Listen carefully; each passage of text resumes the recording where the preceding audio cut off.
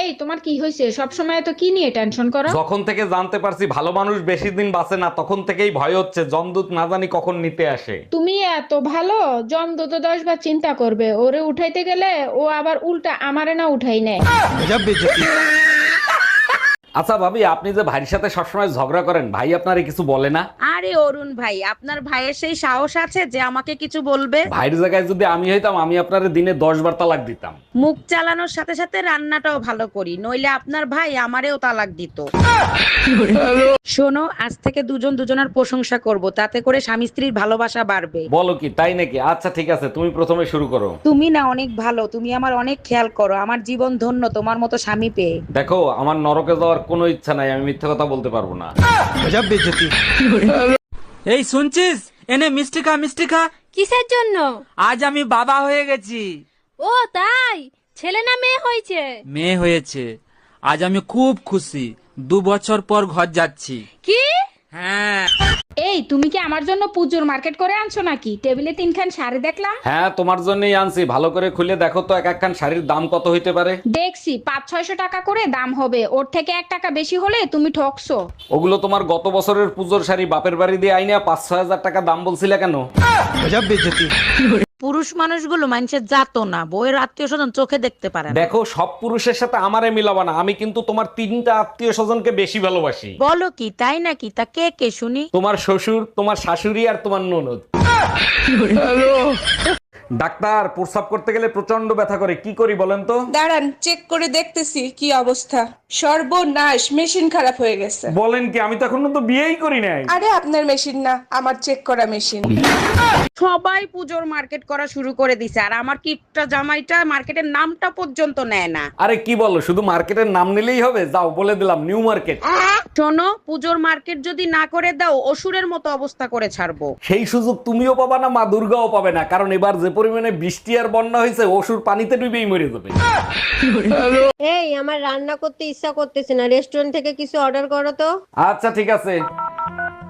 Hello, 1 minute wait করেন। আচ্ছা শোনো, কি খাবা, কি অর্ডার করব?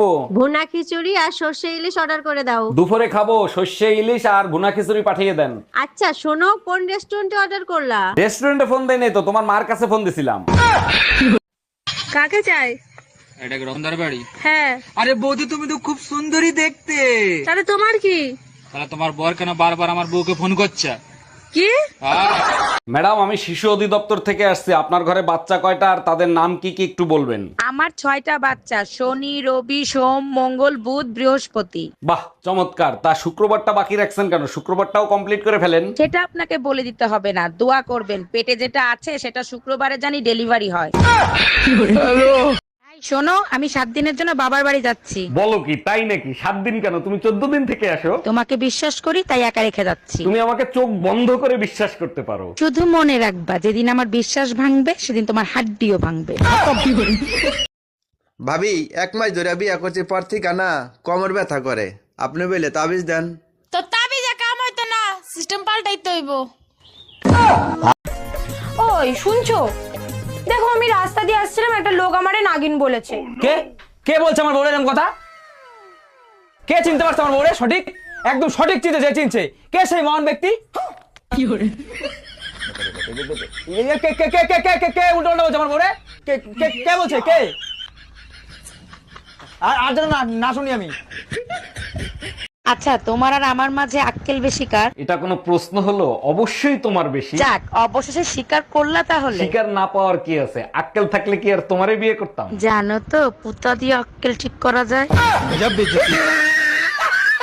কি রে, তুই বলে আমারও বিয়ে করবি? হ্যাঁ করমু। এ পর্যন্ত 5টা বিয়া করছি, একটা বাচ্চা দিতে পারে না। আরে বলো, তোর গ্যাসের বোতলে গ্যাস না থাকলে তোর বারবার চুলা পাল্টায় লাভ আছে? ও শোনা, তুমি শুধু আমায় দেখো, আমি তোমাকে দেখি। তোমার চোখে পা ভর দেবো। সেই থেকে এসে শুধু বলছি, তোমার চোখে আমি দেখে তুমি আমার চোখে দেখো। চোখে না একদম পা ভরি দেবো। কত শোনো, আমি মরে গেলে আমার কবর শুকানোর আগ পর্যন্ত তুমি বিয়ে করবে না। তুমি একদম টেনশন করো না। তুমি মারা গেলে তার পরের দিনই আমি তোমার কবর পাকা করে বান্ধাই দেবো। এখন আমি মরেও শান্তি পাবো, তুমি আমাকে এত ভালোবাসো। আরে না, কবর শুকানো পর্যন্ত অপেক্ষা করবে কিডা? এই শুনছো, তোমার বোনকে দেখলাম একটা ছেলেকে নিয়ে হোটেলে ঢুকতে। বলো কি সর্বনাশ, এখন কি করব বলো তো? দাঁড়াও, যা করার আমি করতেছি। হ্যালো ছোট গিন্নি, কোথায় তুমি? দোলা ভাই আমি মাত্র পরীক্ষার হলে ঢুকলাম, পরীক্ষা দিচ্ছি। পরীক্ষা সাবধানে দিও, এই পরীক্ষার রেজাল্ট জানি না আসে।